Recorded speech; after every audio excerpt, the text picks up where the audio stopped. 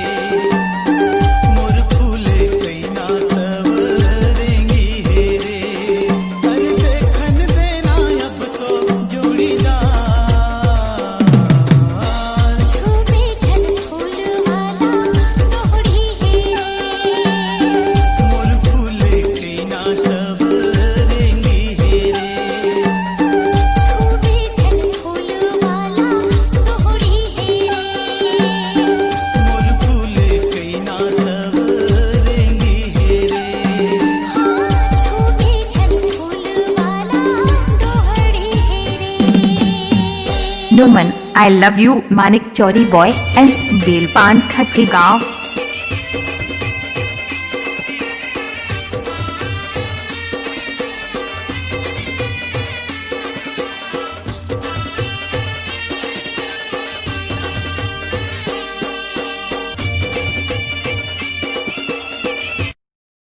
हमारे DJ Patel channel को subscribe करें ऐसे ही डीजे धमाल वीडियो पाने के लिए।